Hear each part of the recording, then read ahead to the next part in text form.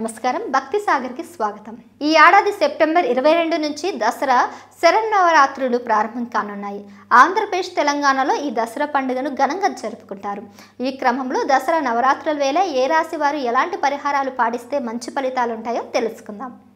రెండు తెలుగు రాష్ట్రాల్లో ముఖ్యమైన పండుగల్లో దసరా పండుగ ఒకటి।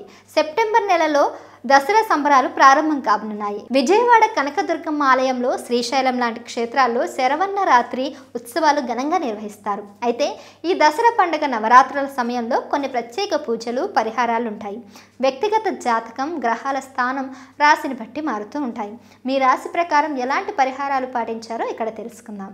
దసరా నవరాత్రుల సమయంలో దుర్గాదేవి అమ్మవారిని ఎర్రటి వస్త్రాలతో అలంకరించి పూజించడం వల్ల శుభ ఫలితాలు ఉంటాయి। అలాగే హనుమాన్ చాలీసా పఠించడం వల్ల కూడా చాలా మంచిది।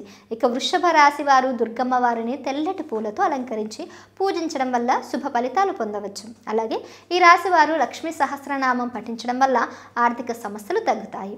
ఈ మిథున రాశి వారు దుర్గమ్మని ఆకుపచ్చ వస్త్రాలతో అలంకరించి పూజించడం శుభప్రదం।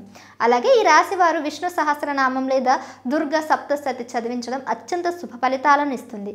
ఇక కర్కాటక రాశి వారు దుర్గా దేవిని పాలతో అభిషేకించి పూజించడం వల్ల మంచి జరుగుతుంది। అలాగే ఈ రాశి వారు దసరా నవరాత్రులలో భాగంగా శివ పంచాక్షరి మంత్రాన్ని జపించడం వల్ల ఆందోళన తగ్గి మానసిక ప్రశాంతత కలుగుతుంది। దసరా నవరాత్రులలో భాగంగా దుర్గాదేవి అమ్మవారిని ఈ సింహరాశి వారు ఎర్రటి పూలతో అలంకరించి పూజించాలి।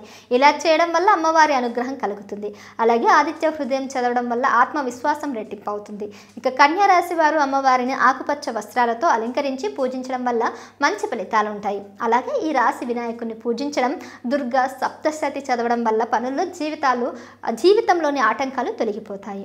ఈ తులారాశి వారు దుర్గమ్మను తెలుపు రంగు లేదా గులాబీ రంగు వస్త్రాలతో అలంకరించి పూజించడం వల్ల విశేష ఫలితాలు ఉంటాయి। అలాగే లలిత సహస్రనామం పఠించడం కూడా చాలా మంచి ఫలితాలను ఇస్తుంది। ఒక వృశ్చిక రాశి వారు దుర్గమ్మను ఎర్రటి పూలతో అలంకరించి పూజించాలి। అలాగే వీళ్ళు ఆంజనేయ స్వామిని ఆరాధించడం, ఆలయానికి వెళ్ళడం, హనుమాన్ చాలీసా పఠించడం వల్ల విశేషమైన ఫలితాలు కలుగుతాయి।